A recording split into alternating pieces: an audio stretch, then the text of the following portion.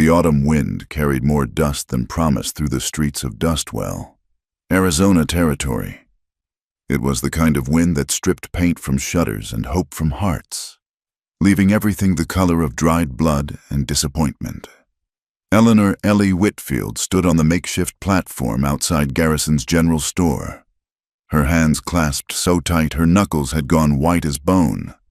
She was the last one left. The other women had been claimed hours ago. Sarah with her golden curls snatched up by the banker. Martha with her cooking skills by the hotel owner. Even poor limping Anna had found a home with old Cornelius, who needed someone to tend his sheep. But Ellie remained, 24 years old, with a scar on her wrist and eyes that held too much history for comfort. "Going once," Mayor Hutchinson's voice cracked like a whip in the thinning crowd. Sweat ran rivers down his jowls despite the October chill. "Surely someone needs a capable woman for their household." The word capable hung in the air like a question mark. Ellie had arrived on the mail coach 3 weeks prior with a letter of introduction that said precious little, just that she was from Charleston, educated, and seeking new circumstances. In a town where everyone's past was written in the lines of their faces, her silence spoke volumes. The crowd shuffled their feet. Men who'd come looking for wives had already made their choices, and those who remained were here for the spectacle alone. Tommy Briggs, the saloon keeper, spat tobacco juice into the dirt. "Ain't natural, a woman keeping secrets like that," he muttered loud enough to carry. Ellie lifted her chin. The late afternoon sun caught the pale line across her throat. Another scar, this one older, finer, like someone had drawn on her with a sharp quill. She'd learned long ago that showing fear was like showing blood to wolves. Going twice. A child couldn't have been more than 8 tugged at his mother's skirts. "Why don't nobody want her? Ma." "Hush, William." The mother pulled him close, but her eyes stayed fixed on Ellie with that mixture of pity and relief that said, "There but for the grace of God." Mayor Hutchinson raised his gavel, a repurposed hammer that had seen better days. The sound it would make would be final. Unclaimed brides became the town's responsibility, which meant washing dishes at the boarding house for room and board, fending off drunken advances, aging into invisibility. Ellie had seen it before in other towns. She'd sworn it wouldn't be her fate, but here she stood. "Going. I'll take her." The voice came from the back of the crowd, rough as sandpaper, quiet as death, heads turned like a field of sunflowers following the sun. A path opened up, and through it walked a ghost. That's what folks called Cassidy Cass Morgan, though never to his face. 6 feet of sharp angles and hollow spaces. Clothes the color of trail dust, eyes like wells that had run dry. He moved through Dustwell like smoke there when you needed horse breaking or fence mending. Gone before you could ask about the wedding band he still wore, or why he lived alone in that cabin by Skeleton Ridge. "You sure about that, Cass?" Mayor Hutchinson's voice climbed an octave. "This here's a serious commitment. A wife ain't like a horse you can return if she don't suit." Cass stopped at the platform's edge. Up close, Ellie could see the premature silver threading through his dark hair, the deep grooves that sorrow had carved around his mouth. He looked up at her with those empty eyes, and she saw something flicker there. Recognition, maybe, of one damaged soul to another. "I'm sure." He pulled out a leather pouch, counted out the bride price in coins that clinked like promises. "That is, if the lady's willing." The lady. When was the last time someone had called her that? Not since Charleston. Certainly. Not since the night that ended with blood on marble floors and her brother's voice saying she was no sister of his. Ellie looked out at the crowd, at their eager faces waiting for drama, at the other claimed brides watching from their new husbands' sides, at the vast nothing that awaited her if she said no. Then she looked down at Cass Morgan, the ghost of Dustwell, who was offering her. What? She didn't know, but it had to be better than nothing. "I'm willing," she said. The crowd exhaled collectively, disappointed and relieved in equal measure. Drama had been averted, or perhaps merely postponed. As Ellie descended from the platform, her legs shaky as a newborn colt's, she caught snippets of conversation. Probably murdered his last wife. Here she was touched in the head. Match made in hell if you ask me. Cass was already walking away. He didn't offer his arm or even look back, just started down Main Street toward where his wagon waited. After a moment's hesitation, Ellie followed. What else was there to do? The wagon was like the man, functional, weathered, asking no questions. He helped her up with hands that were gentle despite their calluses, then climbed up beside her. As they rolled out of town, Ellie risked a glance back. The platform was already being dismantled, the crowd dispersing to their suppers and gossip. Tomorrow there would be new scandals, new arrivals, new departures. The auction of the unwanted brides would fade into just another Thursday in Dustwell. My place is 5 miles out, Cass said without looking at her. Got a roof that don't leak and a well that don't run dry. That's about all I can promise. That's enough, Ellie replied, and found she meant it. They rode in silence as the sun sank toward the mountains, painting the desert in shades of fire and ash. The only sounds were the creak of wheels and the steady clop of hooves. Neither of them tried to fill the quiet with false pleasantries or hollow promises. They were past that, both of them, past pretending that life was anything other than one long series of survivals. As they turned onto a track that was more suggestion than road, Cass spoke again. That scar on your wrist? Rope. Ellie's hand moved instinctively to cover it. Something like that. He nodded, accepting the non-answer as easily as if she'd told him the whole truth. We all got our marks. Some just show more than others. The cabin materialized from the gathering darkness like something conjured, small but solid, with smoke rising from the chimney in a way that suggested welcome, even if the man beside her didn't. As Cass helped her down from the wagon, Ellie caught sight of a small graveyard on the hillside behind the house. 3 wooden crosses, weathered but tended. She was the last bride left at the border town auction. Then a broken cowboy raised his hand. Now here she stood, at the edge of nowhere with a man who wore his grief like a second skin. And somehow it felt more honest than anything she'd known in years. Come on, Cass said, hefting her single carpet bag like it weighed nothing. Let's get you settled before full dark. Coyotes get bold when the sun goes down. And you look like you've had enough excitement for one day. As Ellie followed him toward the cabin, she thought about coyotes and the kinds of predators that walked on 2 legs. She thought about auction blocks and bride prices and what it meant to be chosen by a ghost. She thought about scarred wrists and empty eyes, and the way sometimes the broken pieces of 2 lives might fit together better than whole ones ever could. The door closed behind them with a sound like finality, shutting out the desert wind and the distant lights of Dustwell. Whatever came next, Ellie thought, at least she wouldn't face it alone. And in the autumn of 1879, in the Arizona Territory where hope was scarcer than water, that was worth more than all the promises in the world. The cabin was smaller inside than it looked from without, but clean in the way of a place maintained by habit rather than hope. One main room served as kitchen, dining, and living space, with a stone fireplace that Cass immediately set to tending. A narrow door led to what Ellie assumed was a bedroom, and a ladder stretched up to a loft overhead. You'll take the bedroom? Cass said without turning from the fireplace. I've been meaning to move my things to the loft anyway. Ellie stood near the door, carpetbag still clutched in both hands, unsure whether to move or speak or simply exist in this space that smelled of wood smoke and leather and something indefinably masculine. The silence stretched between them like taffy, sweet and suffocating. I don't mean to put you out of your own bed, she finally managed.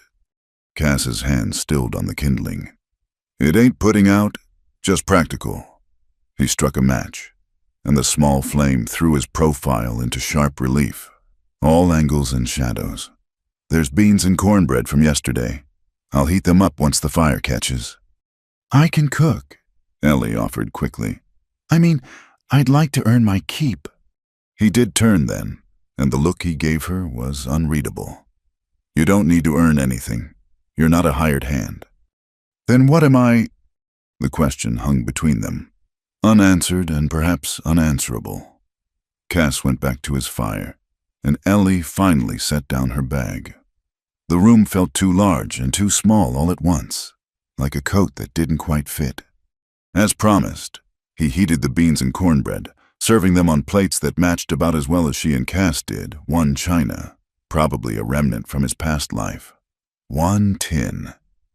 They ate in silence at a table scarred by years of use, and Ellie found herself studying the marks in the wood, imagining the meals that had been eaten here before.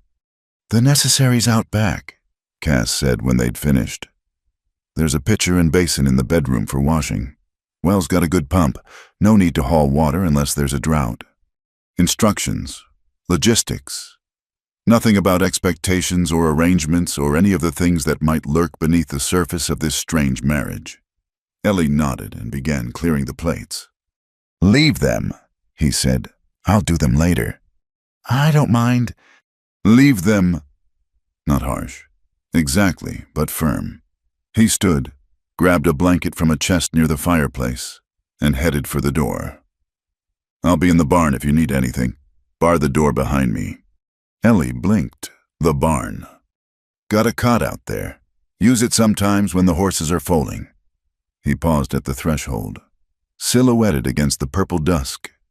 There's wolves in these hills, and worse things than wolves. Bar the door. Then he was gone, leaving Ellie alone in the cabin with the crackling fire and the dirty dishes and 1,000 questions crawling up her throat like spiders. She barred the door. The bedroom was sparse but clean, a bed with a quilt that had seen better decades, a dresser with a cracked mirror, a washstand.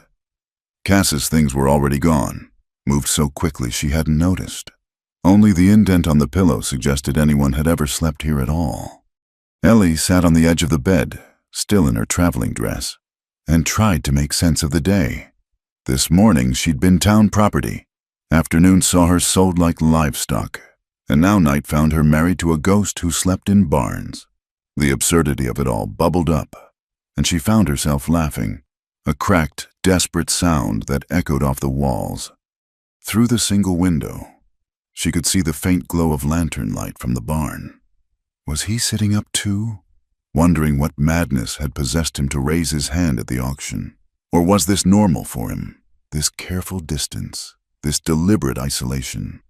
Sleep seemed impossible, but exhaustion was a powerful force. Ellie lay down fully clothed, the quilt pulled up to her chin, and listened to the night sounds win through the canyon, the distant yip of coyotes, the settling of old wood. Somewhere in the darkness, her husband kept his vigil in a barn, and she was grateful for it. Grateful for the space, the silence, the absence of expectations. She woke to gray pre-dawn light and the sound of someone moving quietly in the main room. Through the cracked door, she could see Cass rebuilding the fire, his movements economical and practiced. He'd already been to the well. A bucket of fresh water sat by the stove. Ellie rose, smoothed her wrinkled dress as best she could, and ventured out. Cass looked up but didn't speak, just nodded toward the coffee pot beginning to heat on the stove. "Did you sleep at all?" she asked. "Some," he fed another log to the fire. "Some," and so began their first full day as husband and wife, if such terms could apply to their arrangement. Cass showed her around the property, the chicken coop with its half-dozen scraggly hens, the garden plot that had gone mostly to seed, the root cellar built into the hillside. He spoke only when necessary, pointing out practical things where the snake den was to avoid, which plants the horses wouldn't eat, how to work the pump if it stuck. "I've got fence to mend on the north pasture," he said finally. "Be gone most of the day. There's supplies in the pantry if you're minded to cook." He didn't wait for a response, just collected his tools and headed out. Ellie watched him go, This strange man who'd claimed her but seemed to want nothing from her, and wondered if this was what her life would be. An endless series of days marked by absence rather than presence. But she was nothing if not practical. Charleston might have bred her for parlor conversation and watercolors, but the years since had taught her harder lessons. She rolled up her sleeves and set to work. By the time Cass returned at dusk, the cabin had been transformed. Not dramatically, she had little to work with, but the floors were swept, the windows cleaned, the dishes not just washed, but organized. She'd found flour and lard in the pantry, managed to coax the temperamental stove into cooperation, and had biscuits browning beside a pot of rabbit stew made from preserves she'd discovered in the root cellar.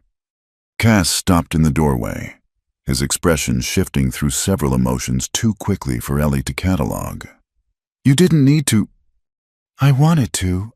She wiped her hands on an apron she'd found hanging behind the door. "I told you I could cook." They ate together again, and this time the silence felt less strained. Cass even complimented the biscuits, which Ellie counted as a major victory. After dinner, he started to collect the plates. "I'll do them." Ellie said, "Fair's fair, I cook. You clean wouldn't work if you're not here to cook." A ghost of a smile tugged at his mouth. "Suppose that's logical." While she washed, he sat by the fire cleaning his rifle, the familiar motions seeming to soothe him. The domestic scene was almost normal if she squinted, like looking at life through water. "That scar on your throat," he said suddenly. "Someone tried to hurt you." Ellie's hand stilled in the soapy water. She'd wondered when he'd ask. "My brother, when I refused to marry the man he'd chosen." The words came out flat, matter of fact. "Said I was better off dead than defiant. He the one who sent you west." In a manner of speaking, hard to stay in a place where your own blood wants you gone. Cass was quiet for a long moment. Family can cut deeper than strangers ever could. There was weight in those words. History she wasn't ready to ask about. Instead, she finished the dishes and dried her hands. "I think I'll turn in." "I'll be out directly," he said, already reaching for his barn blanket. "Cass," she turned at the bedroom door. "How long are you planning to sleep in the barn?" He looked up, firelight dancing across his weathered features. "Long as it takes." "Takes for what?" "For you to stop jumping every time I move, for that look to leave your eyes, the one that's calculating exits." He went back to his rifle. "I've seen spooked horses with that same look. Time and patience. That's what they need. Reckon it's the same with people." Ellie felt something shift in her chest, a loosening of bonds she hadn't realized were there. "And if I never stop jumping, then I'll get real good at sleeping in barns." That night, she left the bedroom door open a crack. Not an invitation, exactly, but an acknowledgement. Through the gap, she could see him sitting by the dying fire, keeping watch over nothing and everything. He'd moved the rifle to lean against the door protection offered without being asked. She thought about broken things and patient hands, about the distance between a bedroom and a barn, about men who understood that sometimes the kindest thing you could do was leave someone alone. Her brother had tried to own her, control her, shape her into something useful. Cass seemed content to simply let her exist. It wasn't love. It might never be love. But it was something, a quiet understanding between two damaged souls, a bargain struck not in words but in silence. Outside, wolves howled in the hills, and Ellie pulled the quilt higher. Tomorrow would bring new challenges, new negotiations of space and expectation. But tonight, she was safe in a bed that wasn't hers, in a house that might someday feel like home, married to a ghost who kept his distance out of kindness rather than indifference. It was, she thought as sleep finally claimed her, more than she'd dared hope for when she stood on that platform as the last bride on the block. And for now, it was enough. The weeks folded into each other like pages in a book, each day writing its own small story of shared silence and careful distance. October bled into November, bringing cold mornings that painted frost on the windows and made the walk to the chicken coop an exercise in determination. Ellie had fallen into the rhythm of the place up before dawn to start the fire. Coffee brewing by the time Cass returned from checking the horses. Breakfast eaten in companionable quiet before he headed out to whatever work the ranch demanded. He still slept in the barn, though she'd noticed he'd moved a few more blankets out there as the nights grew colder. It was on one such morning, the air sharp enough to cut, that she found him sitting on the porch steps, working leather with hands that barely trembled in the cold. "What are you making?" she asked, wrapping her shawl tighter. He held up the piece, a glove. She realized, small and carefully stitched. "Winter's coming on hard. Noticed your hands were getting raw from the washing." Ellie stared at the glove, at the neat stitches that must have taken hours by lamplight. "You're making me gloves." A flush crept up his neck. "Ain't nothing fancy, just practical." But it wasn't just practical. She could see that in the careful measurement of the fingers, the soft rabbit fur he'd lined them with, the way he'd reinforced the palms where she'd wear them thin with work. It was consideration made tangible, care translated into leather and thread. "Thank you," she said softly. He grunted, going back to his stitching. "Try it on. Need to know if it fits before I finish the other one."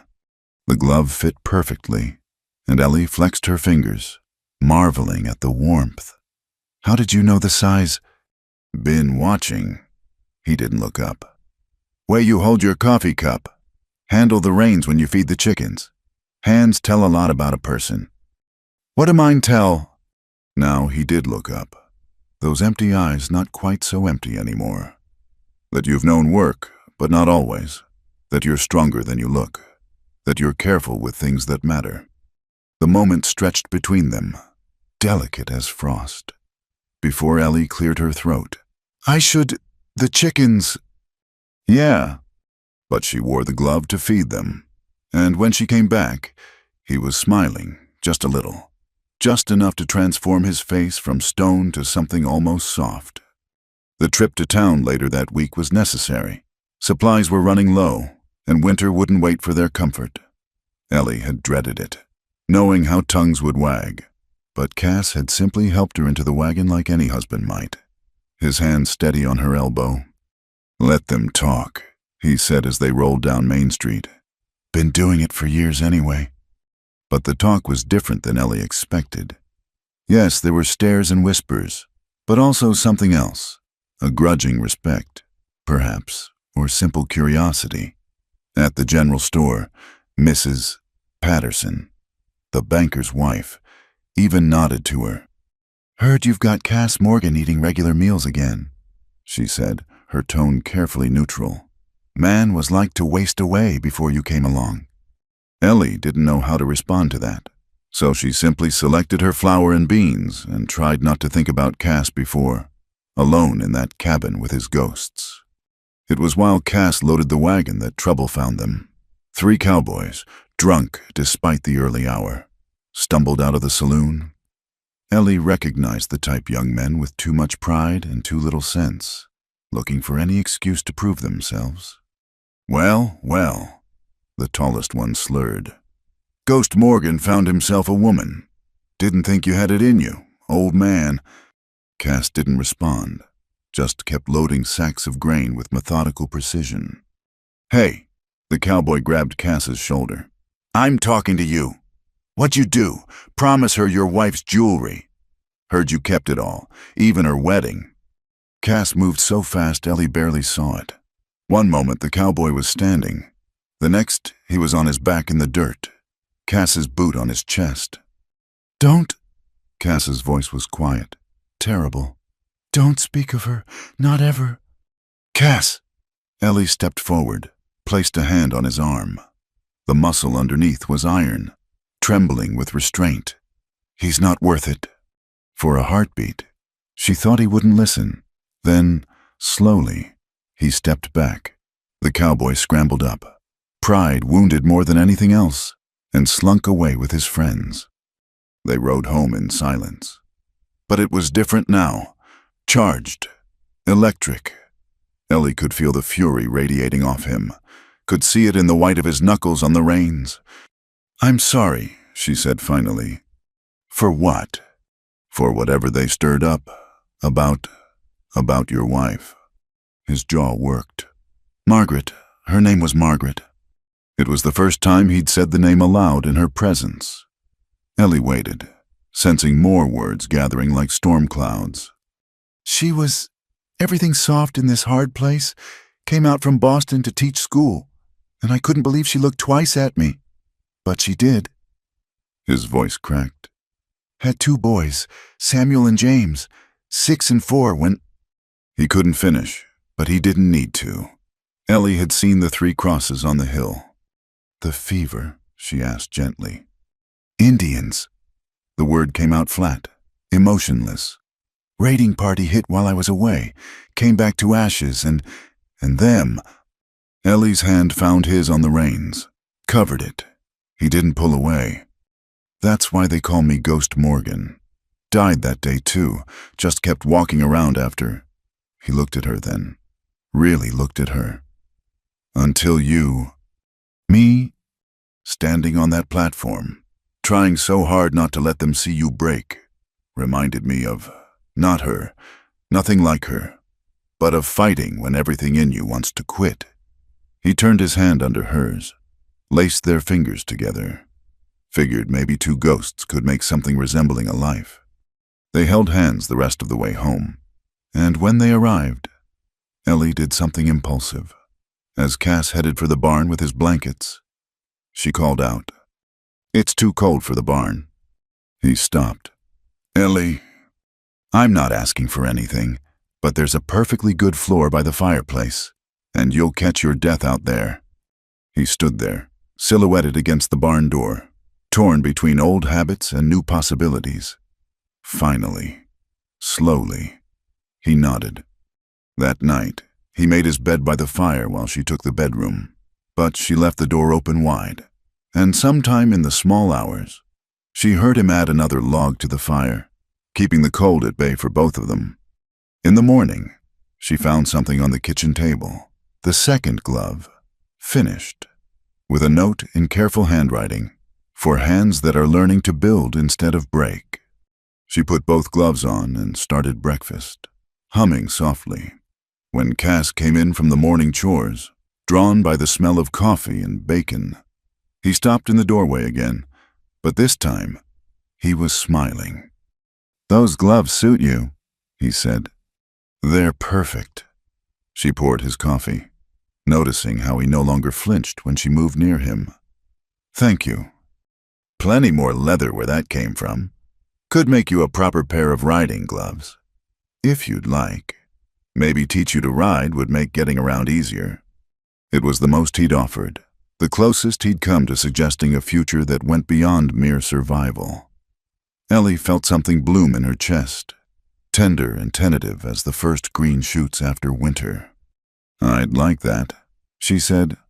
They ate breakfast together, planning the day's work, and if anyone had looked through the window, they might have seen what appeared to be an ordinary married couple starting their day.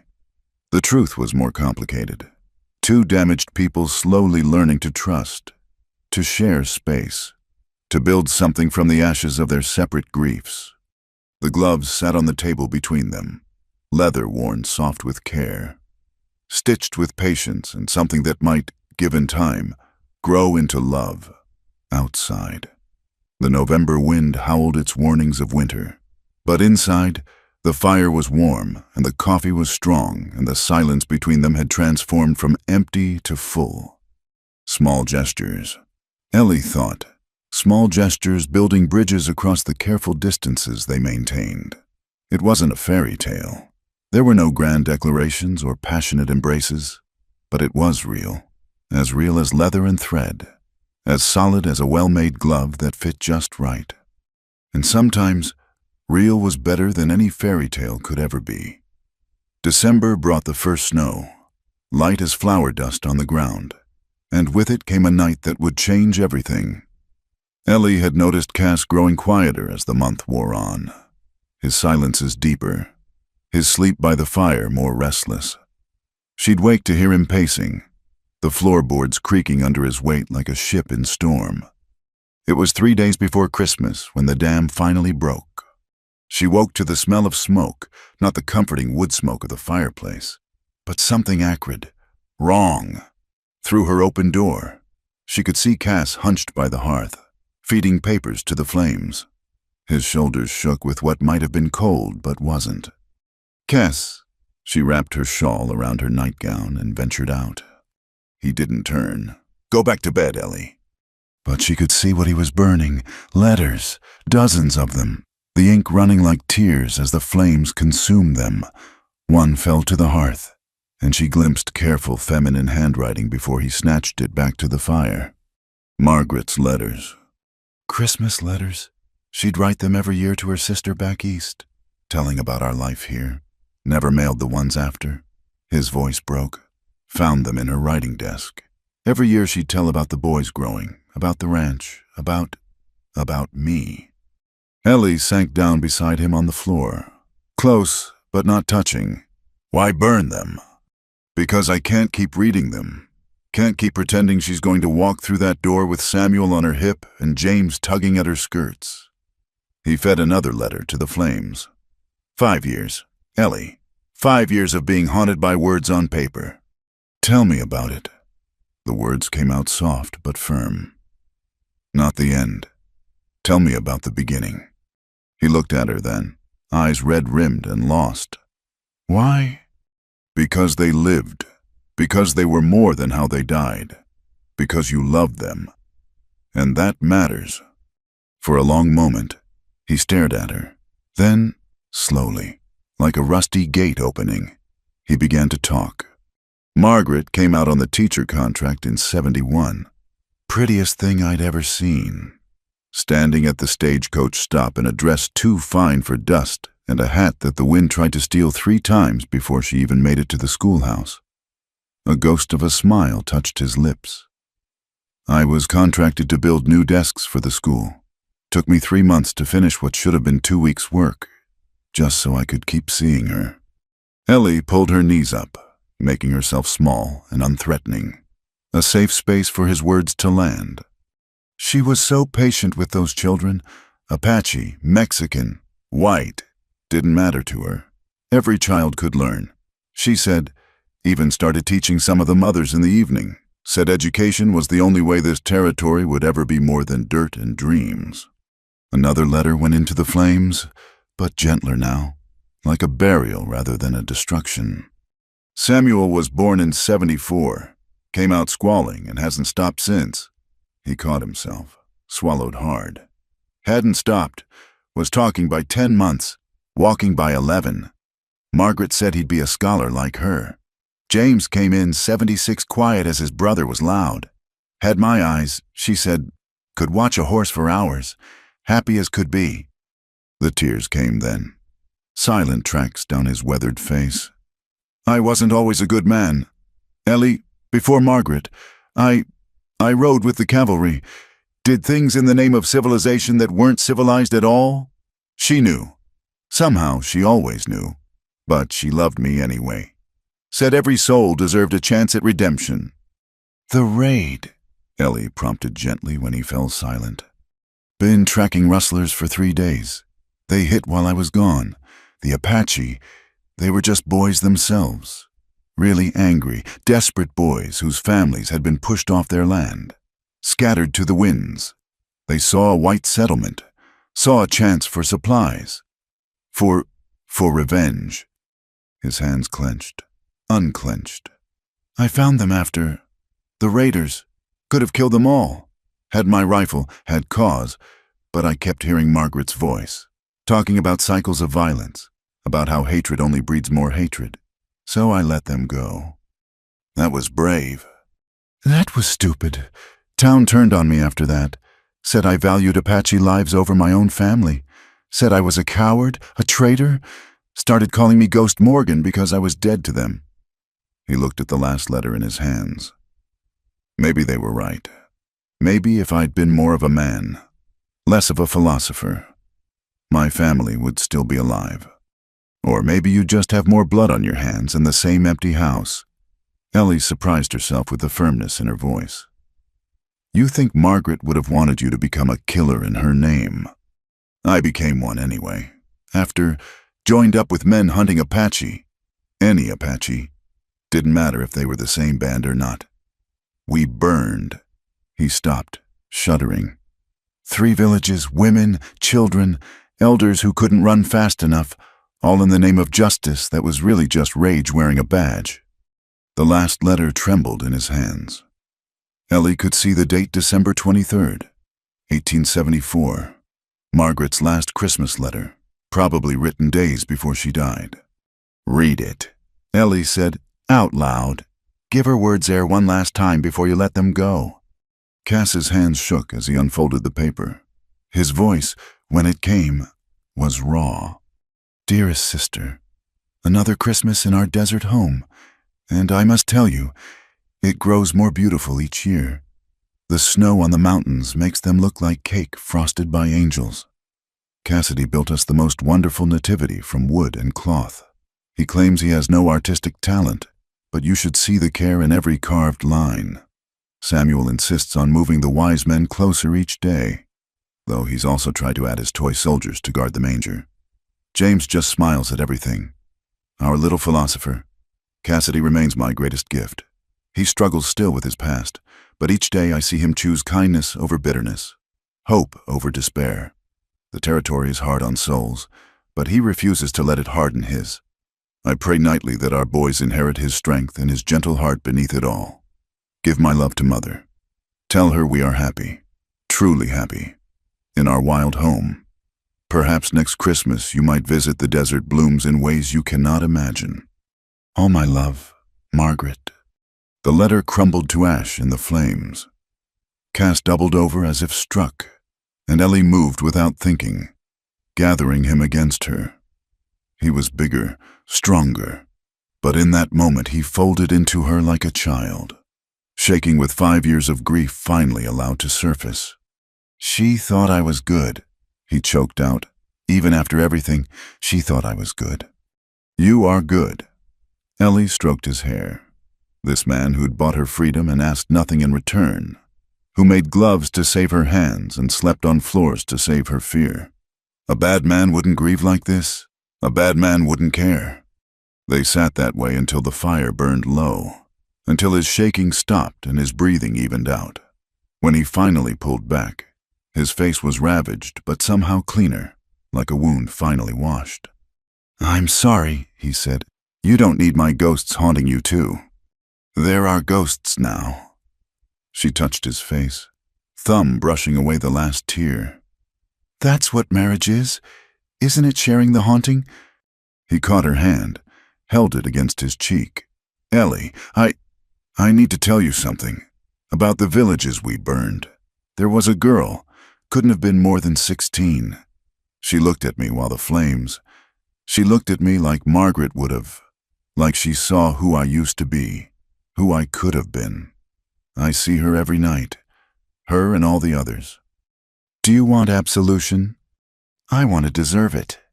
Then live like you do. Choose kindness over bitterness, hope over despair. Be the man Margaret saw. Be the man I'm starting to see." He studied her face in the dying firelight. "How did you get so wise? Pain's a teacher if you let it be. My brother tried to own me, control me, make me small. I could have let that break me. Some days it nearly did, but broken things can choose how they mend." She squeezed his hand. "We're mending, Cass, slow and painful, but mending nonetheless." He lifted their joined hands, kissed her knuckles with infinite gentleness. "Will you help me with something?" "Anything." He rose, pulled her to her feet. "Help me make new memories, Christmas ones, for them, but also for us." They spent the next 3 days preparing a Christmas the cabin hadn't seen in 5 years. Cass carved new decorations while Ellie baked with their meager supplies, making the place smell of cinnamon and hope. On Christmas Eve, they stood together at the 3 graves on the hill, and Cass told his family about Ellie, about her strength, her kindness, her gloves that he'd made, and the way she hummed while she cooked. "I think you'd like her," he said to the wind. I think you'd be happy I'm not alone." That night, for the first time, he didn't make his bed by the fire. When Ellie woke on Christmas morning, she found him asleep in the chair by her bed, keeping watch as he'd kept watch over the flames. His hand rested near hers on the quilt, not touching but close enough that she could feel the warmth. She laced their fingers together and let him sleep, this good man haunted by his efforts to be better. Outside, snow began to fall in earnest, covering the desert in forgiveness, white as any prayer. The ghosts were still there. They always would be. But they were quieter now, appeased by truth and tears and the slow, careful love growing between two people who'd learned that sometimes the only way forward was through the fire. When Cass finally woke, blinking in the white light of winter morning, Ellie smiled. "Merry Christmas." He squeezed her hand, and in his eyes she saw not emptiness but possibility. "Merry Christmas, wife." It was the first time he'd called her that, in the holy hush of Christmas morning, with the ghosts of love and loss bearing witness. It sounded like a promise of all the mornings yet to come. January came with bitter winds and news of trouble. Cass heard it first at the trading post, raids on settlements to the south. Cavalry patrols increased, old wounds reopening between the Apache bands and the encroaching settlers. The fragile peace that had held since the Treaty of 77 was crumbling like sun-baked clay. "It's starting again," he said that night, staring into the fire. They'd taken to sharing the main room in the evenings now, Ellie mending or reading while Cass worked leather or cleaned tack. "The killing—" "Maybe it won't reach here," Ellie offered, though she could see the doubt in his eyes. "It always reaches everywhere, eventually." 3 days later, they woke to smoke on the southern horizon. Not the gentle smoke of hearth fires, but the black pillars that meant destruction. Cass saddled his horse before Ellie could even start breakfast. "Stay inside," he said, checking his rifle. "Bar the door. If I'm not back by nightfall." "You'll be back." She handed him a bundle of food, tried not to let her hands shake. "Just be careful." He touched her cheek, a gesture that had become familiar in the week since Christmas. "Always am." But when he returned near sunset, his face told a different story. He unsaddled his horse in silence, movements heavy with what he'd seen. "The Hendricks place," he said finally. "Burned. Family got out in time, but barely." "Apache?" He nodded, then shook his head. "Young ones. Breakaway band. The Army calls them. Warriors who won't accept the reservation boundaries, watching their people starve while settlers graze cattle on what used to be hunting grounds." He slumped against the barn wall. "Can't say I blame them. Can't say I don't understand." That night, Ellie woke to voices in the yard. She crept to the window, saw Cass by the well talking to 3 men on horseback. Even in the moonlight, she could see the tension in his shoulders. "Need every gun we can get," one rider was saying. "These savages won't stop until we stop them." "Or until we stop taking everything they have," Cass replied.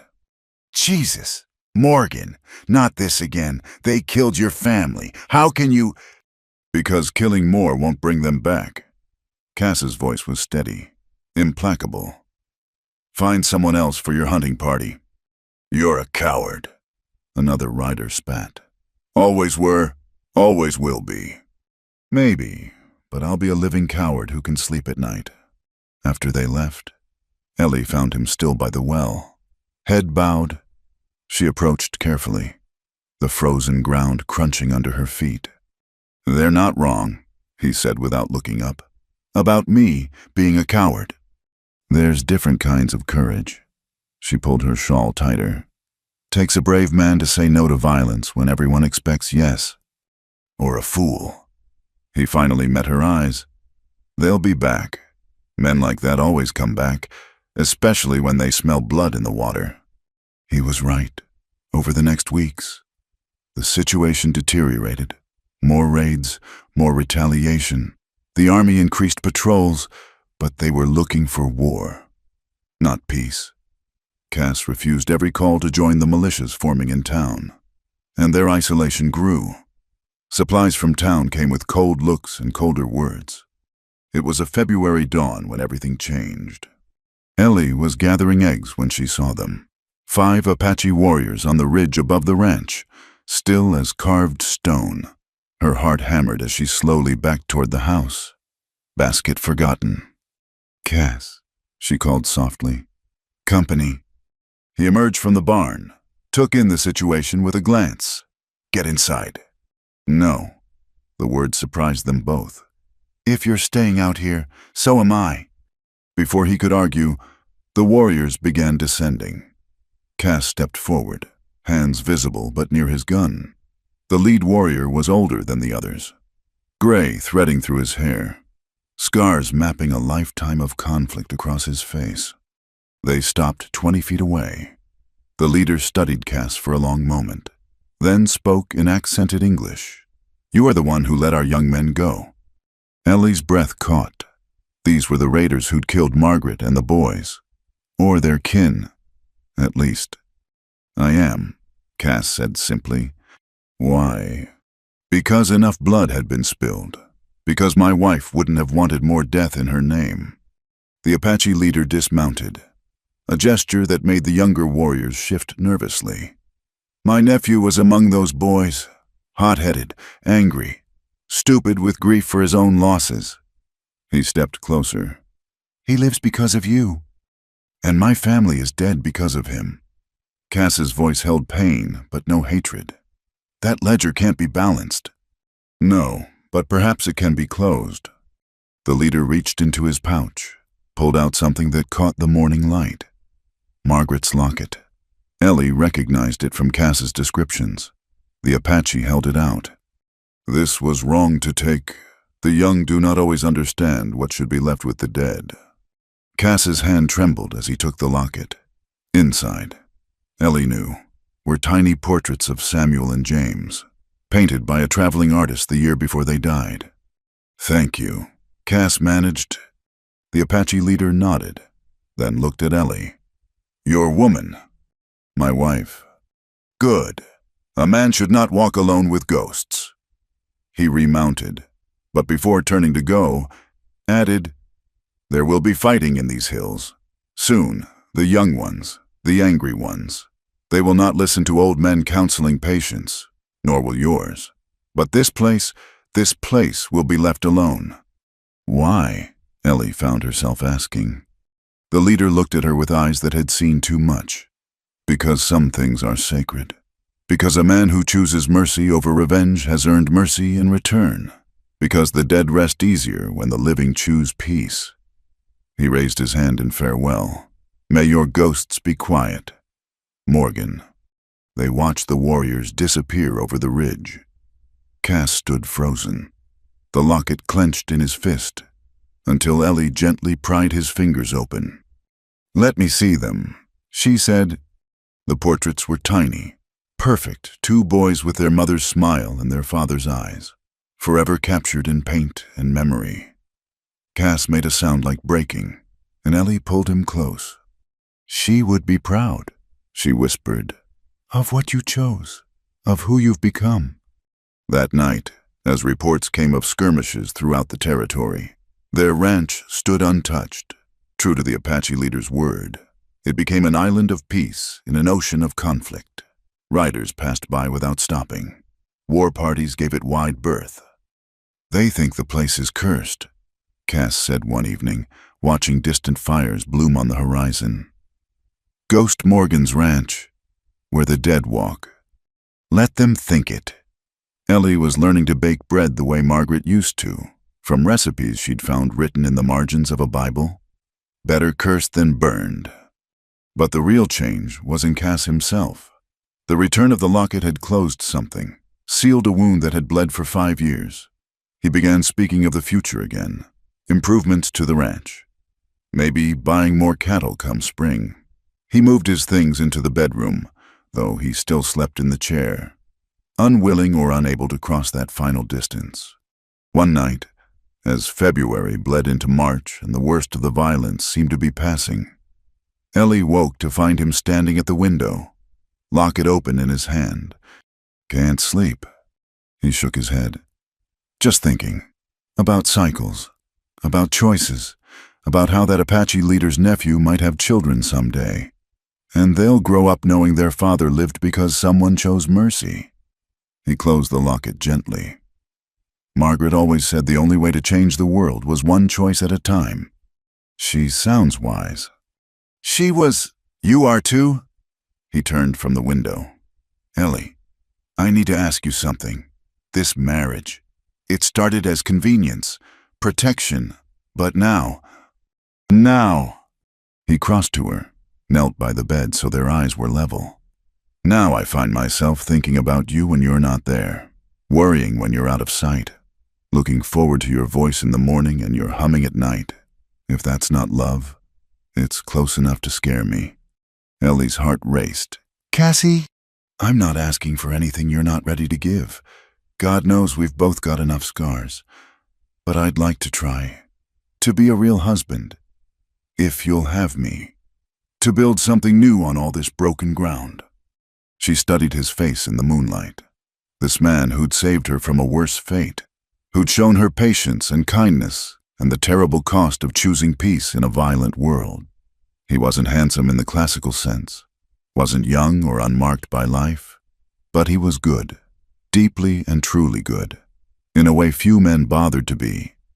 Yes, she said simply, and watched wonder bloom across his features.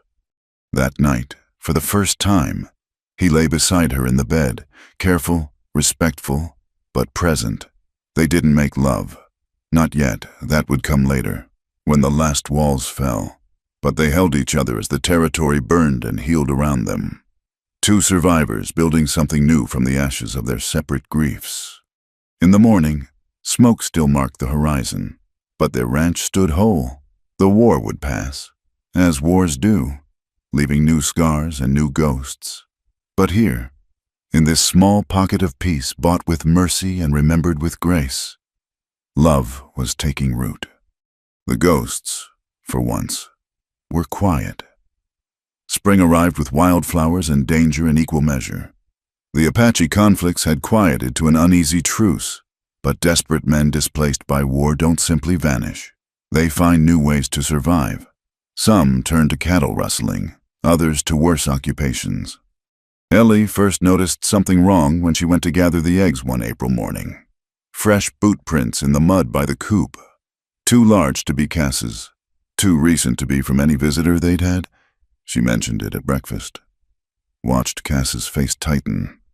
Could be nothing, he said. But that evening he cleaned both rifles and started barring the door again at night. 3 days later, Cass rode to town for supplies. Ellie stayed behind to tend the garden, the Spencer rifle propped within easy reach. The sun was high and hot, making her grateful for the shade of the broad-brimmed hat Cass had bought her last month. She was thinking about their quiet life, how it had deepened from mere survival into something approaching contentment, when the shadow fell across her plantings. Well, pretty little thing, ain't you? She looked up to find 3 men standing between her and the house. Rough men, trail-worn and mean-eyed. The kind the war had made too many of. The one who'd spoken had yellow teeth and breath she could smell from 6 feet away. My husband will be back soon, she said, proud of how steady her voice came out. That's so, the second man, taller and leaner, smiled without humor. We've been watching. No, he went to town. Won't be back for hours yet. The third man, silent until now, was studying her with an intensity that made her skin crawl. Seen you before, he said suddenly. Charleston, the Whitfield house. You're the sister what caused all that scandal. Ellie's blood went cold. Of all the devils to find her here, in this desert sanctuary. Heard there was a reward, the man continued. Family wants you back, or proof you ain't coming back. Either way pays the same. I'm a married woman now, she said, inching toward the rifle. Whatever business you think you have. Yellowteeth lunged. Ellie dove for the Spencer, got her hands on it, but the tall one kicked it away. She fought, Lord, how she fought! But 3 against 1 was no contest. They bound her hands, stuffed a rag in her mouth, and the one from Charleston produced a length of rope. Could make this quick, he mused. But the brother, he was specific about wanting you to suffer first. Something about family honor and shameful behavior. They dragged her to the barn. Ellie's mind raced, searching for escape, for hope, for anything. Cass wouldn't be back for hours. By then... The tall one was fashioning the rope into a noose when hoofbeats thundered into the yard. Not one horse, several. What the hell? Yellowteeth peered through the barn door, then jerked back. Morgan's back, and he ain't alone. Through the gap in the walls, Ellie could see Cass dismounting, flanked by two other men, the Apache leader from February and a younger warrior. They moved with deadly purpose toward the house. Ellie, Cass's voice, concerned but not yet alarmed. The kidnapper from Charleston pressed a knife to her throat. One sound and you're done. But Cass knew his home, knew every board that should creak, every door that should be open. His voice changed, sharpened. Ellie? Damn. Yellowteeth checked his pistol. All right, we do this fast. Rush 'em when they come through the door. But these men didn't know Cass. Didn't know he'd rebuilt this barn himself and left certain boards loose for quick escape. They didn't know about his friendship with the Apache, born of mutual grief and respect. They certainly didn't expect him to come through the wall instead of the door. The fighting was brief and brutal. Ellie, bound and gagged, could only watch as Cass moved like vengeance itself. Every lesson from his cavalry days focused into protective fury. The Apache warriors were no less efficient. Yellowteeth went down with a knife between his ribs. The tall one tried to run, made it 3 steps before an Apache war club ended his flight. The one from Charleston, though, he kept his knife at Ellie's throat, backing toward the door. Let me go, he bargained, or I open her neck. Cass stopped, hands spread, but his eyes were terrible. You're the one her brother sent. Just business, nothing personal. Everything about her is personal to me. Then you'll let me walk. I'll let you breathe. For now. Cass's voice was soft, reasonable. But you should know something. These men with me, they're Apache. Maybe you heard what they do to men who hurt women. The kidnapper's hand trembled. The Apache leader spoke in his own language. And while Ellie didn't understand the words, the tone was clear. Promise, threat, certainty. Here's what's going to happen. Cass continued. You're going to let her go. Then you're going to get on your horse and ride. Back to Charleston. Back to hell. I don't care. But you're going to tell Edward Whitfield that his sister is dead. Died of fever. Very tragic. You're going to collect whatever blood money he promised. And you're going to forget you ever saw her. And if I don't... The younger Apache warrior smiled, and it was the coldest thing Ellie had ever seen. He said something in accented English that sounded like a promise of horrors. Then my friends here will find you. Cass translated. Might take a month, might take a year, but they'll find you, and when they do, you'll wish I'd killed you clean today. The knife wavered, lowered. The kidnapper shoved Ellie forward and ran. They heard his horse's hoofbeats fade into the distance, riding hard for anywhere else. Cass caught Ellie as she stumbled, cut her bonds with shaking hands. The moment the gag was out, she gasped. How did you know? Saw their horses hidden in the wash. Apache saw them first. Actually, came to warn me. We've been watching each other's backs since February. The Apache leader nodded to Ellie. You fought well, like a warrior. Not well enough, she said, rubbing her wrists. Well enough to stay alive. That is all that matters.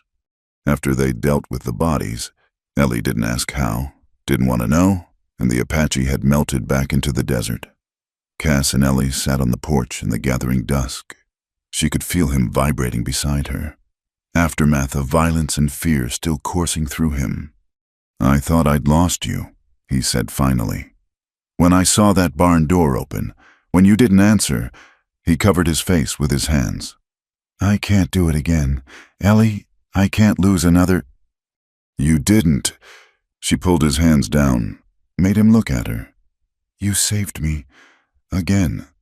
Your brother thinks I'm dead now. That man might be scum, but he's smart scum. He'll take the money and run. She touched the small cut on her throat where the knife had pressed. It's over. Is it? Cass pulled her against him, holding tight. Because I keep thinking how close it was. Minutes, seconds. If the Apache hadn't seen those horses. If I hadn't come back early. But you did. She breathed him in, leather and gunpowder and the sweet sage smell of him. You did, and I'm here, and we're alive. That night, neither of them pretended about separate sleeping arrangements. When darkness fell, Cass led her to their bed and held her like she might vanish, like she was made of smoke and wishes. They still didn't make love, both too shaken, too raw, but something shifted between them. The last walls crumbled under the weight of almost loss. Marry me, he said suddenly in the darkness. We're already married. No, really marry me. In the church in town, with words that matter and promises we mean. Not because you needed saving or I needed something. Because I love you. Ellie Morgan. Because I want to wake up next to you for the next 40 years. Because you've made me remember what it feels like to hope. She found his face in the darkness, kissed him soft and sure. Yes, 1,000 times, yes. They were married again 2 weeks later, in the tiny adobe church with half the town in attendance. The same people who'd whispered about them 6 months ago now smiled and threw rice, even Mrs. Patterson dabbed at her eyes during the vows. The Apache leader came, standing at the back in his finest clothes, a gesture of respect that silenced any objections. He left a wedding gift on their wagon, a beautifully beaded blanket and a simple note for warmth and new beginnings. That night, as Ellie lay in her husband's arms in their marriage bed, she thought about journeys, about a girl who'd fled Charleston in disgrace and fear, who'd stood on an auction block as the last unwanted bride, who'd been saved by a ghost and had saved him in return, about a man who'd lost everything and chosen mercy over vengeance, who'd made space in his haunted heart for new love. What are you thinking? Cass asked, tracing patterns on her bare shoulder. That sometimes the worst things that happen to us lead to the best things. Philosophy now. She laughed, rich and full. Would you prefer poetry? I'd prefer you, he said, and proceeded to show her exactly how much. Outside, the desert bloomed with spring flowers, and the ghosts, finally, were at peace. The letter arrived on a sweltering July morning, carried by a special courier who looked distinctly uncomfortable in his Eastern clothes. Ellie saw him coming from the kitchen window, his fine black suit already dusty from the ride, and something cold settled in her stomach. Cass, she called. Company. He emerged from the barn, took one look at the approaching rider, and moved to stand beside her. 6 months of true marriage had taught them to read each other's moods like weather signs, and he could sense her tension. The courier dismounted stiffly, pulled out a leather portfolio. I'm looking for Eleanor Whitfield. No one here by that name, Cass said evenly. Eleanor Morgan, then formerly Whitfield. The man had the kind of persistent politeness that came with good pay. I have documents requiring her signature. Ellie stepped forward. I'm Eleanor Morgan. The courier's eyes swept over her. The simple calico dress, the sun-bronzed skin, the calluses on her hands, and she saw him trying to reconcile this ranch wife with whatever description he'd been given.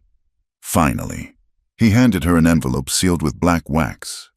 My condolences, ma'am. I've been instructed to wait for your response. With trembling fingers, Ellie broke the seal. The letter was in her cousin Josephine's careful script. Dearest Eleanor, it is with deepest regret that I write to inform you of Edward's passing. Your brother succumbed to yellow fever 3 weeks past. Whatever differences lay between you, I hope you will take comfort in knowing his final days were peaceful. As you are aware, Edward died without legitimate issue, by the terms of your father's will. In such circumstances, the estate passes to you, Mr. Hartwell of Hartwell and Associates will explain the particulars, but immediate decisions must be made regarding the property, the business interests, and substantial financial holdings. I have taken the liberty of making arrangements for your return journey. Charleston society has short memory for scandal when fortune is involved. You need not fear the reception that awaits you. Your presence is urgently required. Affectionately, Josephine. Ellie read it twice, 3 times, before the words sank in. Behind her. She felt Cass reading over her shoulder, his presence solid and warm. "He's dead," she said unnecessarily. "Edward is dead." The courier cleared his throat. "There are additional documents, ma'am, requiring immediate attention." She took the portfolio with numb fingers. Legal papers, bank statements, deeds, a fortune in paper and promises, more money than she'd ever dreamed of touching. The life she'd been raised for, trained for, before that night when everything went wrong. "I'll need time to review these," she managed. "Of course. I'm staying at the hotel in town. But I should mention, time is of the essence. There are those who would challenge your claim if you delay." After he left, Ellie spread the papers across the kitchen table. The numbers swam before her eyes. Thousands, tens of thousands. The house on Lafayette Street, the shipping interests, the cotton holdings. Everything her father had built. Everything Edward had preserved and expanded. Waiting for her signature. "You should go," Cass said quietly. She looked up sharply. "What?" "It's a fortune, Ellie. The kind of money that changes lives. You could what abandon everything we've built here leave you?" Her voice rose. "Is that what you think of me? I think you deserve better than a 2-room cabin and chickens that barely lay." He wouldn't meet her eyes. "I think you were born to silk, not calico. I think—" "Stop!" She stood, moved around the table to face him. "Look at me, Cassidy Morgan. Look at me and tell me you want me to go." He did look then, and she saw everything in his eyes. Fear, love, the terrible certainty that he wasn't enough. "I want you to be happy." "I am happy. Here. With you." She took his hands, rough and scarred from work. "That girl who lived in Charleston, who wore silk and knew which fork to use. She died that night Edward tried to force her into marriage with his business partner. She's been dead far longer than he has. But the money is blood money, built on suffering, maintained by cruelty." She thought of the ledgers she'd once seen, the human cargo reduced to numbers. "I won't touch it." But even as she said it, she knew it wasn't that simple. There were legal obligations, tax requirements, challenges to be answered. And Josephine was right. Others would claim what she refused if she didn't act. "I have to go back," she said finally. "Not to stay. Just to end it properly. To sell what can be sold, free what can be freed." She squeezed his hands. "Come with me. Ellie, come with me. Let them see that I'm not alone, not available, not the desperate girl they remember." She managed a smile. "Besides, I'll need someone to keep me from drowning in all those forks at dinner." The journey to Charleston took 2 weeks by rail and coach, each mile eastward feeling like a step backward in time. Cass was uncomfortable from the start, in the new suit she'd insisted on buying him, in the first-class railway car, in the entire notion of entering her old world. But he came, steady and solid beside her, a reminder of who she'd become. Charleston hadn't changed, still beautiful, still proud, still rotting beneath its genteel surface. The house on Lafayette Street stood exactly as she remembered, down to the magnolia tree where she'd hidden as a child. But stepping through the door was like entering a tomb. Josephine greeted them in the parlor, elegant in morning black. Her eyes widened slightly at Cass, but breeding one out. "Eleanor, and this must be Mr. Morgan, how unexpected. My husband," Ellie said firmly. Where I go, he goes. The next days were a whirlwind of lawyers and papers, of former friends who suddenly remembered her existence, of social calls that felt like evaluations. Cass endured it all with grim determination, but she could see the toll it took. This world of subtle cruelties and poisoned smiles was foreign to him, more hostile than any frontier conflict. The worst came at a dinner party Josephine insisted they attend. Judge Morrison, Edward's old friend, had too much bourbon and too little sense. So you're the man who bought Edward's sister at auction, he said, loud enough for the room to hear. Tell me, what does quality breeding cost these days in the territories? The room went silent. Ellie felt Cass tense beside her, saw his hands curl into fists. In the desert, such words would mean gunplay. Here, violence took different forms. About the same as honor costs in Charleston, Ellie said sweetly. Which is to say, it's rarely found and often counterfeited. She turned to the judge's wife. How is your nephew, by the way? Still in that northern sanitarium? Such a shame about the embezzlement scandal. The conversation lurched to safer topics, but the damage was done. That night, in their hotel room, Cass sat on the bed like a man defeated. I don't belong here, he said. These people, they look at me and see dirt, see failure, They see what they want to see. Ellie knelt before him, took his face in her hands. I see the man who saved me, who chose mercy over revenge, who loves me exactly as I am, not as some prize to be won or bred. She kissed him, fierce and possessive. One more week, then we're done with this place forever. But the next morning brought news that changed everything. Mr. Hartwell arrived early, face grave. There's been a development, he said. Your brother had a will we've just discovered. Recent. It leaves everything to a distant cousin in Virginia. Claims you're deceased. But I'm clearly not. The will is dated after reports of your death reached Charleston. The cousin is already mounting a legal challenge. If you want any part of the estate, we'll need to fight. It could take months, years, perhaps. Ellie felt the walls closing in. Months in Charleston. Fighting for money she didn't want, trapped in a world she'd escaped. She looked at Cass, saw her own desperation mirrored in his eyes. No, she said. Hartwell blinked. I beg your pardon? No, let the cousin have it, all of it.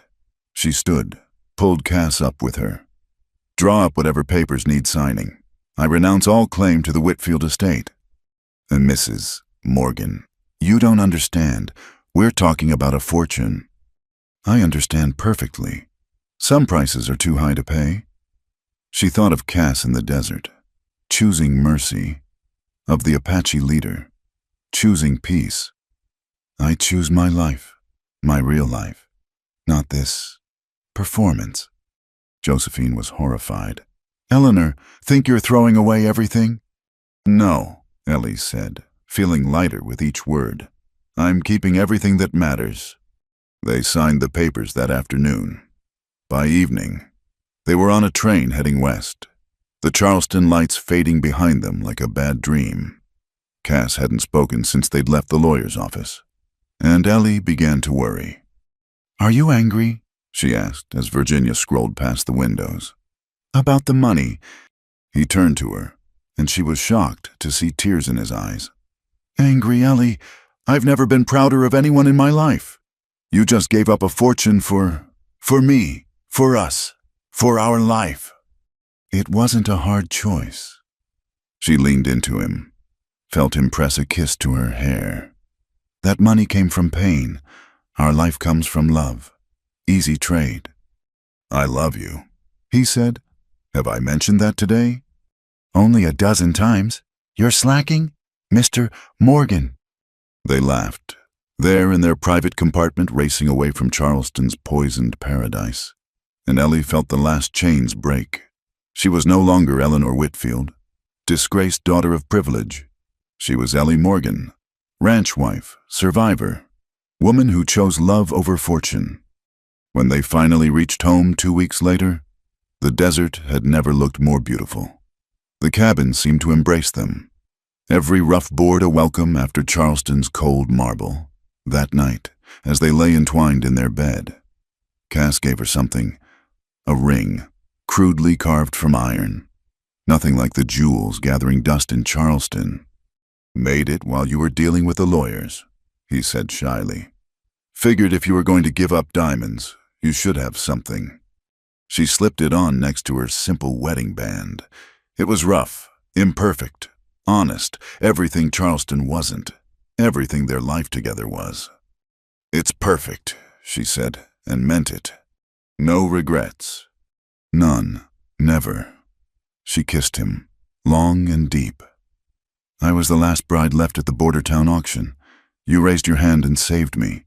Everything else, the money, the past, Charleston, that's just noise. This is what matters." Outside, coyotes sang to the moon, and the desert wind whispered secrets. But inside their cabin, two people who'd chosen each other over everything else the world could offer held tight and knew they were home. The ghosts of Charleston couldn't follow where love had already staked its claim. The September sun painted the desert gold. Exactly 1 year since Ellie had stood on that auction platform. She paused in hanging laundry to shade her eyes, watching the dust cloud that meant riders approaching. These days, visitors usually meant neighbors coming to trade goods or share news, maybe seek Cass's help with horses or repairs. But something in the way these riders moved, purposeful, organized, made her call out, "Cass Company coming." He emerged from the corral where he'd been working with a young mare, immediately alert. Together they watched 3 riders approach, well-dressed men on fine horses, not the usual ranch folk or drifters. The lead rider tipped his hat. "Mrs. Morgan, my name is Harrison Wells. I represent the Territorial Authority. We're here about the chapel." "Chapel?" Ellie exchanged confused glances with Cass. "There's no chapel here." "Not yet." Wells dismounted, pulled out official-looking papers. "But there will be. The Territory has approved funding for local infrastructure, including a chapel and schoolhouse for this district. Your ranch sits at the geographic center of 3 settlements. We'd like to build here, with your permission." Cass stepped forward, suspicious. "Why would you need our permission? Territory wants something. It usually just takes it." "Times are changing. Mr. Morgan, we're trying to do things proper now, legal-like."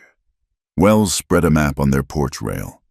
The chapel would sit here, on that flat stretch near the creek, the schoolhouse beside it. You'd deed the land to the Territory, but you'd be named as trustees, caretakers, if you will. "A school," Ellie breathed. She thought of Margaret, teaching children of all backgrounds, of the Apache children growing up between 2 worlds. There'd be a teacher. Eventually, for now, we're hoping local folks might step in. Someone educated, patient. His eyes lingered meaningfully on Ellie. That evening, they sat by the fire discussing it. The idea of their isolated ranch becoming a community center seemed impossible. Yet, Margaret would have loved it, Cass said finally. A place for folks to gather, kids to learn. She always said education was the only way to build bridges. But it would change everything. The quiet, the solitude. Maybe change isn't always bad. He took her hand. "We've been hiding here. Ellie, both of us. Maybe it's time to stop." The construction began in October, bringing workers and noise and controlled chaos to their quiet corner of the desert. Ellie found herself playing hostess, making countless pots of coffee, organizing meals. Cass supervised the building, his natural skill with wood and stone making him indispensable. It was during this time that Reverend Thomas arrived, a young minister fresh from seminary, all earnest enthusiasm and Eastern ideas about civilizing the frontier. He took one look at their simple life and began making suggestions. "Perhaps, Mrs. Morgan, you might consider more appropriate attire for a trustee's wife," he said, eyeing her work dress. And Mr. Morgan, about your associations with the local tribes. Reverend, Ellie interrupted sweetly. Have you ever delivered a baby in a dust storm? What no, of course not. Treated snake bites, survived a winter with no supplies. Face down men who'd as soon shoot you as speak to you. Well, no, but then perhaps you might consider that what's appropriate in Boston might get you killed out here. She smiled to take the sting out. Now, would you like more coffee? The Apache leader visited during construction, studying the rising walls with unreadable eyes. The workers tensed, hands drifting to weapons, but Cass greeted him like the friend he'd become. A gathering place, the leader observed, for all people. That's the idea, Cass said. Your children would be welcome at the school. And in the chapel.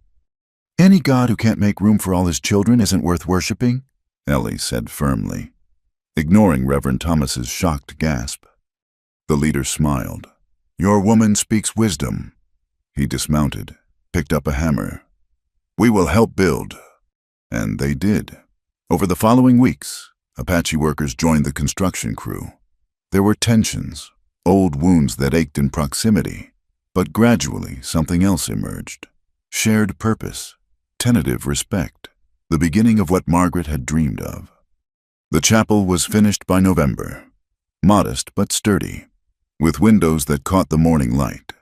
The schoolhouse beside it boasted real slate boards and desks Cass built himself.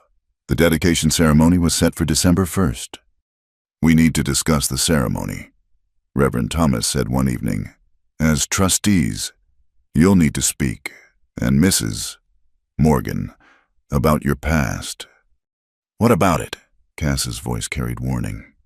Well, there have been questions about the circumstances of your marriage, the auction. Is this about God or gossip? Ellie asked. Because last I checked, the Bible had more to say about love and redemption than about maintaining social proprieties. The Reverend flushed. I simply want to avoid scandal. Then you're in the wrong territory, Cass said flatly. Everyone here has a past. Question is whether we're building on it or burying it. The morning of the dedication dawned clear and cold. Ellie stood before her mirror in the cabin, wearing her best dress, still simple by Charleston standards, but clean and pressed.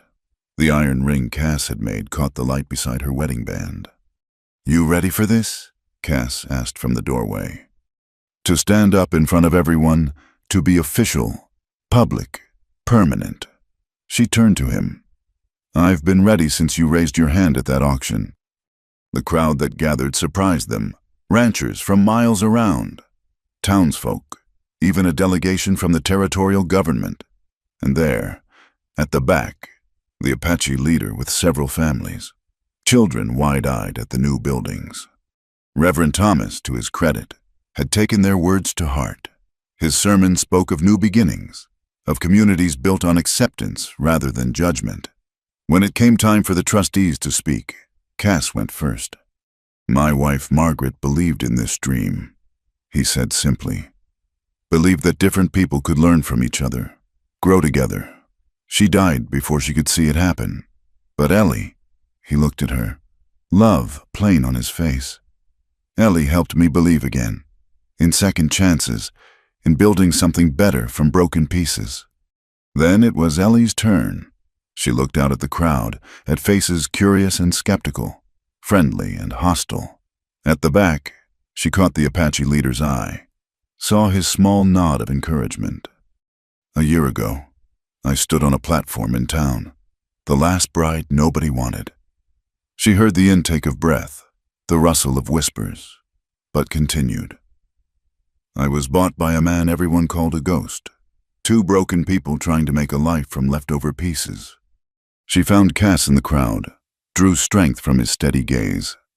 But here's what I learned. Broken doesn't mean worthless. Different doesn't mean wrong. And sometimes the best families, the strongest communities, are the ones we choose to build rather than the ones we're born to. She gestured to the chapel, the school, This place isn't about forgetting who we were. It's about choosing who we'll be. Together. All of us. The silence that followed felt eternal. Then, from the back, the Apache leader began to clap. Others joined. Mrs. Patterson from town, the workers who'd built alongside Apache laborers, ranchers who'd known too much loss to judge others for their scars. After the ceremony, as people explored the new buildings and children raced between the pews, the Apache leader approached Ellie. "You spoke truth," he said. "My people, we know about being broken and rebuilt, about choosing new paths." He handed her something, a small leather pouch. "For the school, from our medicine woman. Seeds for healing plants. Teach the children to grow medicine alongside letters." That evening, after everyone had gone, Ellie and Cass stood alone in the chapel. Sunlight slanted through windows, painting everything gold. "No regrets?" Cass asked, echoing his question from months before. "None." She leaned into him. "We did it, Cass. Built something from nothing." "From everything," he corrected. "From pain and hope and choice and love." Outside, they could hear children playing, Apache and Mexican and white, their laughter mixing like streams joining a river. Tomorrow, Ellie would start teaching, Cass would train horses, life would continue its daily rhythms. But tonight, in this moment, they stood in the chapel they'd built on the ground of their love and knew they'd found their place. "She was the last bride left at the border town auction," Cass said softly. Then a broken cowboy raised his hand and saved himself in the bargain. Ellie finished. They walked home hand in hand as stars emerged in the desert sky. Behind them, the chapel stood solid against the horizon, a testament to second chances, unlikely love, and the truth that sometimes the best endings come from the worst beginnings. In the cabin that night, as they lay entwined, Ellie thought about their journey, from auction block to trustees, from strangers to soulmates, from isolation to community. It hadn't been easy or painless, but it had been theirs. "I love you," she whispered into the darkness. "And I love you," he replied. "My last bride, my first true choice." Outside, the desert wind sang through the chapel bells, a sound like benediction. And in the morning, there would be children to teach, horses to train, life to live fully and freely. The ghosts were gone. In their place stood hope, solid as adobe, lasting as love, bright as the Arizona sun on a schoolhouse window where all children were welcome to learn. Two broken souls had found each other in the wilderness and built something whole. It was, Ellie thought as sleep claimed her, the only miracle that truly mattered. Thank you so much for listening to this story of love, redemption, and second chances in the Old West. I hope Ellie and Cass's journey touched your heart as much as it touched mine while sharing it. I'd love to know where you're listening from. Please leave a comment below and let's connect over our shared love of these frontier tales. If you enjoyed this story, please subscribe to Wild West Night, give this video a like, and hit that hype button to help more people discover these stories of the American frontier. Until next time, partners, keep riding toward your own sunset. Happy trails.